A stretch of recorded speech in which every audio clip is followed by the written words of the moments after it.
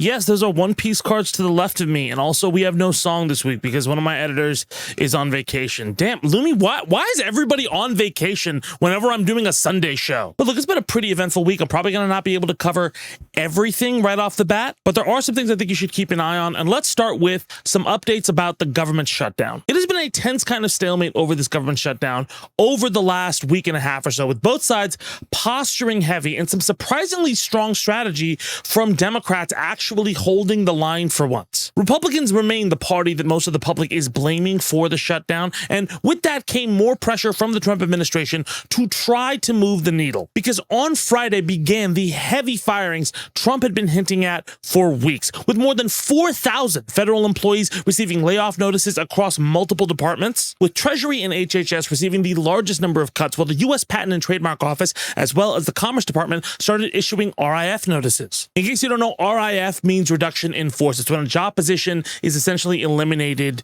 from being a thing. One thing to note about these RIFs is that a lot of them in these departments were for essential employees, which made this very alarming. And it's been warned that other agencies are considering issuing their own RIFs, but when questioned on this, Trump said he was actually only shutting down Democrat agencies. Okay, which I will say this, the way the culture war played out in the mid-2000s, a time period that has a lot of similarities to what we're going through right now, and the way the us versus them polarization, right, was kind of built into all of the political messaging. It was mainly built up through aspirational patriotism, right, and attacked people's lack of engaging with it. This is built up through identity-based shaming, right? Which, again, there was that in the mid-2000s and later on as well with the Tea Party, right?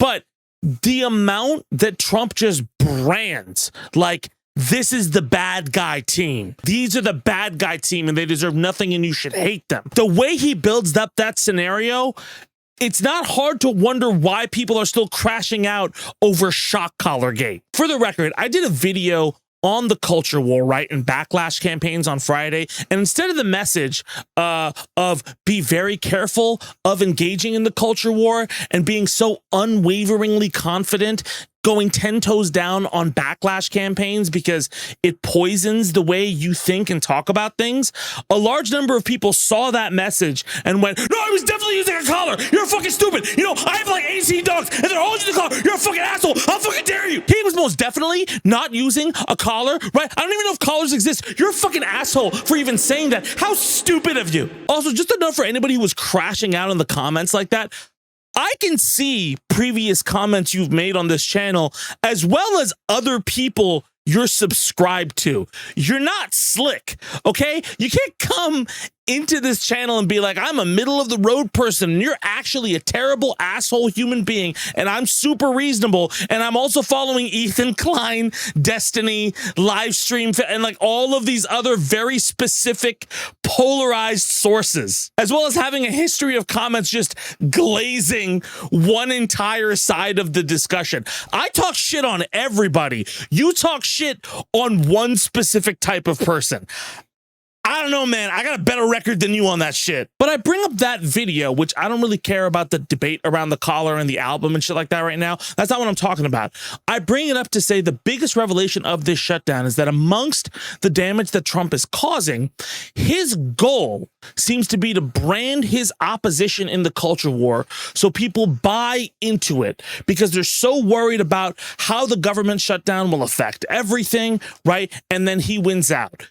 But it's actually kind of not working. And it's not only a Republican problem. Similarly, the Democrats' strategy of just branding everything around Trump's morality of character hasn't worked either. There are other material effects that the shutdown is having and other actions of overreach from Trump that are driving his unpopularity with a majority of Americans. And that is kind of a good thing, right? Because it's substantive. It's substantive about what's actually happening, not about the spun narrative that people are trying to push through the culture war. It's actually not working. Maybe people are actually just focused on other culture war shit and they don't have bandwidth to put it in this specific column of news. They're too busy arguing over if Taylor Swift is secretly a Nazi. I'm so fucking tired, guys. I'm so tired. I'm so fucking tired. But look, I'm kind of burying the lead here, right?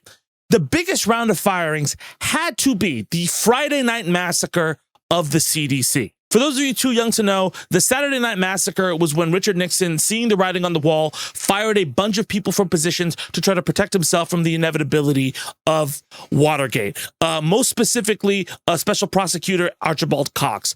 By the way, also, anything night massacre in this day and age, probably not a great nomer to have. Also in the 70s, what the fuck is with people naming these events? But look, this round of firings wasn't to cover up any specific investigation.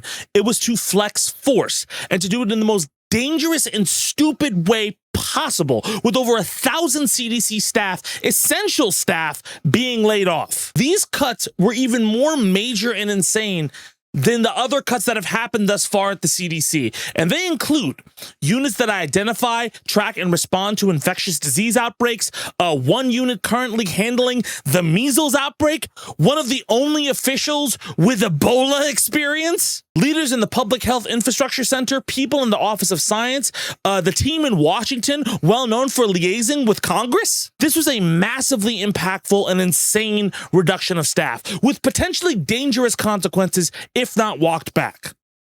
Hey, guess what? As of writing the story about an hour ago, turns out a ton of those layoffs have started to be reversed because, fun fact, apparently it doesn't take Elon Musk to fuck up firing somebody, causing you to rehire a bunch of the staff you just let go. Because apparently the administration realized that a lot of the people at the CDC that they fired were key people that they need to keep around. And they are now actively trying to reverse those decisions. Mistakenly. Sure, which is a good thing, but it wouldn't have to be a thing if you weren't trying to show your fucking dick all the time. You want to try to win an optics battle. I don't think the people who are worried about the measles outbreak are Democrat agencies. And you could tell how transparently polarized and performative Trump's support of gutting the CDC is, because as RFK goes on and continues to spin conspiracy after conspiracy, Trump is apparently getting COVID vaccines that RFK himself would not recommend. And look, it's not just the CDC. People at HHS are also being rehired. People at a bunch of other agencies are like being contacted to come back on. That doesn't mean everybody, but it does mean that this is not an administration that can keep its story straight. I don't know if you know, I know jury's been out for a minute, but because it's an administration that can't keep its story straight, Chuck, don't bend the fucking knee for them, please. I think what the drama over this week has kind of shown me is that the pursuit of narratives in the face of sincere issues always ends up having no substantive impact on those issues. People just form teams and then forget the specifics of that narrative a year later, or use it as a talking point just to fucking disqualify people's opinions. But what it does actually do is destroy any pursuit or conversation of the issue that people are actually trying to solve or figure out. I clearly am on the side of hold out so healthcare doesn't get cut, which is, yeah, the Democrats' position. But I've even criticized them for grandstanding in the way they message and fight over these things. We keep talking about Zoran Mamdani because the reason I like him as a candidate is because he's specific at what he drives the issue towards. He tries to give people substantive things to talk about. That's not just a talking point of why people like him. That's a sincere thing and a strategy that he does that actually also helps the conversation around these issues. I'm tired of folksy politicians. I'm tired of performative, framing. I want people to tackle an issue and argue what would make it better for everybody involved substantively. Anyway, the shutdown isn't over. I'll keep everybody posted about the layoffs as we go on. But for right now, let me know what you think of the comments. Over the last year, we've seen an increase of tech companies being incredibly irresponsible with the information we've been giving them. It has gotten worse and worse as time has gone on. But honestly, with the Trump administration and the amount of free-flowing information and data brokers out there, it's very hard to keep your private information to yourself. There was that AT&T 177 million data breach settlement.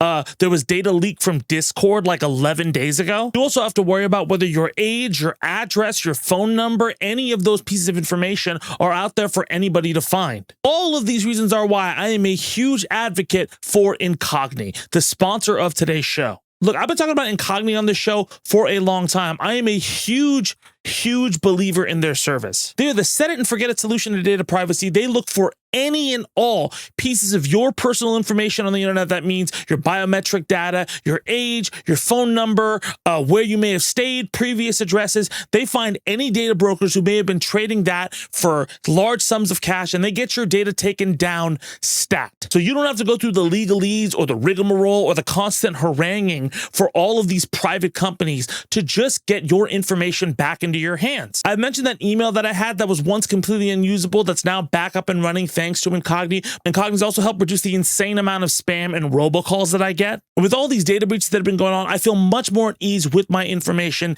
in Incogni's hands. Also, in case you're wondering or worried, Incogni gives you a progress report of the data it's taking down. Here's my Incogni report when I started using the service. Here it is now. The numbers have increased, the ferocity of these organizations have increased, and Incogni is taking care of it every step of the way.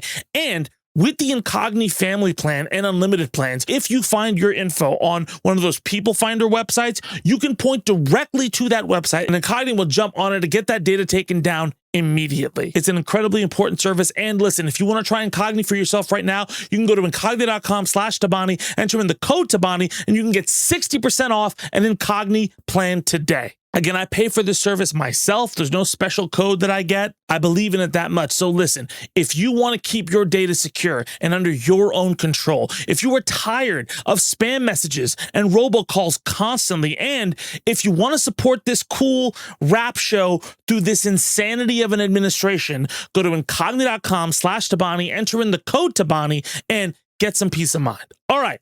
Back to the breakdown. Now, look, that's not the only Trump news we have right now. We also have Trump's federalization of the National Guard as he attempts to send them to Illinois. Look, we've been following this for a while right now. Trump's constant pressure on being able to federalize the National Guard and deploy them into American cities to aid in ICE crackdowns. With Trump receiving a myriad of legal challenges as he does this, some of which he has lost and some which have been upheld, right? Illinois is the latest to deal with these threats, with Pete Hegseth mobilizing 300 members of the Illinois National Guard, right? As well as sending 200 members of the Texas National Guard to federal buildings in Chicago and ICE facilities to protect them against Antifa or MS-13, or I don't fucking know, Omega Don Lemon, whoever is the boogeyman now. And with that, you've seen tons of protests in Chicago and people take to the streets, a ton of pushback and positioning all over social media, and a federal block on deployment of the National Guard. With a federal judge ruling Trump can take over the National Guard to an extent, like we've mentioned before.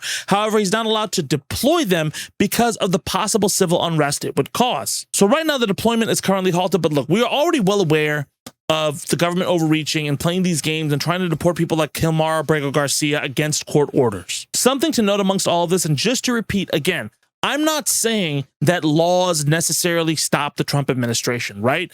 A big reason why there are blocks here are the way everything is structured. Again, the United States is decentralized power. In order for the executive to enact something, right, it has to have compliance with other agencies and forces. Now, there are semantics and incentives and different power structures which slip through, which make those orders either implemented or implemented halfway. I understand that, but it's important to note those differences and how they act so you can know exactly how something is being implemented and you can find the cracks in it. And one of the cracks people have been pressing in on that's been effective against these deployments, right, happens to be optics. I think the public pushback in Illinois, if you watched the news around this issue this week, is a really heartening sign because it feels like people really did learn the lessons of Trump's deployment in California, and since then have been actively implementing an optics strategy to fight against him. With polls saying that a majority of Americans are not happy with National Guard deployments without an external threat. I've been very clear over previous episodes that Trump's strategy is actually twofold here. Number one, to try to normalize the deployment of these troops, which, by the way it's being covered right now is that this isn't normal and that people are very alarmed, which is a good thing. Because if people are worried and it pushes to the front of people's mind and they know that this is not normal, they're not apathetic. And number two for Trump is to try to create pressure and intimidate the cities he's rolling into, which doesn't seem to be happening. Look at that fucking frog. Look at that frog. Some G shit right there. For now, keep up the fight. Keep up the pressure. Keep up the protests, right? keeps saying this isn't normal because he wants the intimidation. He wants you to think he is all powerful. Don't let the naked fucking emperor show you his fucking Gucci outfit. Let me know what you think in the comments. I'm sweating like crazy in here, by the way. Very quickly, I also want to do a quick thing about AI. So I'm sure without a doubt by now you have seen OpenAI's new video platform, Sora 2. I said video platform because not only is it a video creation engine, it's also a weird TikTok-like vertical AI video platform. Okay, Sora 2 has been getting a ton of looks this week just because of the jump in quality of the AI video it generates. Early on, you could see anime scenes kind of decently created, showing matchups like Sasuke and Naruto losing to like Usopp from One Piece, Goku fighting anybody you want him to fight. I think some fake SpongeBob shit at one point, right? It looks legitimately kind of insane. Again, not because it was like great quality, but it's like possible quality, right? But what was even scarier was the actual lifelike generation, because while it's been pretty easy to spot AI with the way mouths move insanely whenever they talk, or the dead eyes, every time I see an AI video, it's like, hey guys, how are you? Okay, I'm gonna walk into this car. I have 90 fingers. Well, Sora's done away with a lot of that stuff. And in terms of like the pristine kind of like shiny sheen you see on AI videos, Sora 2's actually brought quite a few imperfections and made them look realistic in the videos that it generates. So again, mouth movement and physics look way more real. The audio is a little bit more believable, and the video has way more artifacts in it to make it look less like perfect, right? Which does make it harder to detect. And so after seeing a few generated videos flood their feed, this scared the shit out of a lot of people, worrying about how devastating this would be to reality and how hard it would be to try to tell things apart from fabrications. And look, I'm not here to act like this is nothing. You do have a few videos on here that are truly a little bit concerning, right? Like, take a look at this news clip. Officer, I'm live right now. What is this about? Ma'am, put your hands behind your back. You're under arrest. Under arrest for what? I'm reporting the closure, just like you asked us to move earlier. We'll talk about it in the car. Right hand, please. Yo, what is happening? There's no Sora mark on there. And the reason it's legitimately worrying is because if you look into the comments, people 100% fell for it, right? Okay, this account was clearly testing the waters to see how many people it could dupe. But look, just to check in on things, I gave it a week, right? To take a second and see if I'd be able to spot these videos after a little bit of exposure to them. And after about a couple days, like the first Sora and like VEO3, I caught on. You can still find imperfections in the background and in logos. There are still inconsistencies you can find there. And there's still a uniformed kind of aesthetic throughout all of these videos that you can clock after a minute. Like, I don't know if it's the grain pattern or the way it's generating like these kind of dirty, fuzzy videos. With the animation, it became very easy to clock after you see it like for the second time. And look, OpenAI has banned the use of copyrighted images on the platform. Either way, this kind of stuff still does worry me to some extent. I don't personally think that long-term it can make too many things without being noticed, but security cam footage, that does scare me, right? That seems like it would be pretty strong at that, because security cam footage already has choppy imperfections. You're more likely to buy into it. Look, there may be some artifacts, right, when we eventually see these fabricated security cam things from Sora 2, right?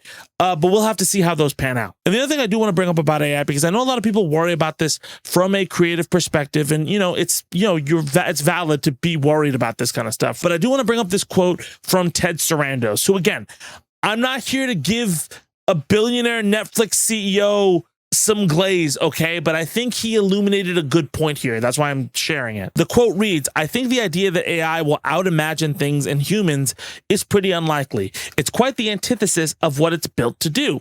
AI is meant to take all of the things that have ever been done and give you the most predictable outcome, which is the opposite of what writers try to do when they write a screenplay, or that a filmmaker is trying to do when he tells a story. So I don't get too nervous about it displacing creativity." This is actually true. At a professional level, and look, I've worked professionally in music, in film, in video, in social media, honestly, so many different like kind of creative fields. But the ethos that rings across all of them is that you have to grab like the attention of the audience in a striking way and break out of the mold. And the touchstones that are required to do that in each specific field for these creative jobs don't synthesize with what AI is good at and what it specifically does. AI will give you the generic wisdom of what a thing is. But it's like when you crank the auto tune to like 11 on a song, it gets fucking boring really quickly. But if you're an artist, right? I don't think you should be worried about losing your whole career and the thing that you love because of AI. You can be concerned. I mean, concern is a good check on AI because it means you're wary of the information you're being fed. And that doesn't mean that right now, certain stupid corporations and bad faith actors aren't going to try to capitalize on this and lay people off and streamline things to AI and put you through the ringer. If you didn't know, music has had innovations similar to how these large language models have worked for a while. Like it happened way before ChatGPT. We had a lot of kind of AI-esque things come along into the music and plugin space. And after an initial push where it was really scary what they could do, they faded because not only did the audience get bored with them, they didn't serve the engine the industry kind of operates on. People want shit that stands out in a specific way, and AI can't reliably deliver that with the concept of its models. Like you could not make the specifics of Run Back City. Like one of my biggest songs ever is Run Back City, right? AI cannot reliably make that song and have it be as successful as it would be because of specific things that are being called back to. There's a lot of integral things in there that AI it cannot do. I understand, but eventually, it's more to it than that, specifically in the process of making me, like if I could, one of these days I'll fucking bring you on when I make a song and I'll show you what I mean. That doesn't mean I'm not worried at all about AI. There are concerning things that I'm worried about, even within music, okay? But I think being worried about AI is a good thing. A large amount of whether these models succeed has to do with public adoption of them. And everybody's very discerning of what they are currently looking at. I think being discerning of what videos you watch, figure out what identifies a Sora 2 video is really important, right? But I wouldn't doom spiral into we're going to be in the Matrix next month, all right? But for now, let me know what you think in the comments. And last but not least, I'm going to freestyle this a bit, Mario, so you got to kind of wing it a little. I want to talk about Drake losing his lawsuit to UMG. If you don't know, Drake's defamation lawsuit with UMG over Kendrick Lamar's Not Like Us got tossed this week by a judge who stated it's an expression of opinion, not an assertion of fact. So this is a fucking stupid lawsuit, and Drake has said he's going to appeal. But I want to bring this up because I talked about this on an Ole podcast a week or two ago, and I was one of the people were looking at when the Drake beef and Kendrick beef was going on. So I do want to say a couple things. Number one, I think amongst the many things that have frustrated me about the way Drake has moved over the last year is the way he's aligned himself with a lot of sensationalists in the content space because he thinks that's like the next big thing. And for somebody whose brand was this like high-end like aesthetic to like aspire to in hip-hop, again, I'm not like an enormous Drake fan, right? But I listen to all types of music and I like some Drake songs. I don't like some Drake songs, right? I thought he was a strong songwriter on a lot of stuff. I think he fucking sucks quite a few times. My biggest issue, though, is like it's a betrayal of his whole brand and identity, which I mean, he's done before, but like the fact that he would like sue over a rap battle was corny enough. The fact that he's going so 10 toes down and that this will be a defining part of his legacy is fucking embarrassing, man. There are plenty of people who have lost rap battles and come back from it. Can you imagine if we lived in a world where Drake got bodied by Not Like Us, rapped over BBL Drizzy, which he did like shortly after the beef was over, and then just let it go for like a little bit, and then everything was just, you know, normal? Yeah, you would still have people pissed off at Drake and calling him out and talking shit, but he could have salvaged his place in culture. Again, with Jay-Z and Nas, I mean, they were still powerhouses even after their beef. They weren't clowns about it, and when they eventually reconciled, it was good for hip hop. But I don't know, man. It feels like after all this, like I said, like while the beef was going on, you know, rappers like to exaggerate, right? Because you're talking shit, you're firing at people, and you're hoping to see what sticks. Man, I don't know how you could have proved a point or like manifested a point better than what you did. Like this dude went from like being the like, oh, I fucking beat Meek Mill, it's this big thing, and like having one loss on his record to having the biggest loss on his record. That battle is hip hop history now. That's an enormous telling sign.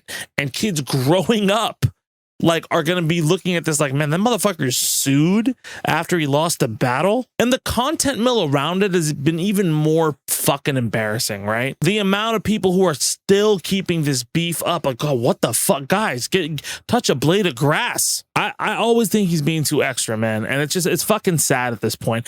I don't think he should appeal. I think I'm glad the lawsuit got thrown out. I didn't think it was not going to get thrown out. Man, let this be a lesson to anybody in hip hop. The amount of streamers you befriend, the amount of like cultural clout you try to flex, unless you can make that song beat the other person's song, don't fucking matter. But yeah, let me know what you think in the comments. That's our show. Thank you so much for watching. Remember to like, comment, subscribe. We'll be back next week with some more stuff. Catch y'all soon. My name is Tabani. Thank you so much for watching, and I'll see y'all soon. Let's go.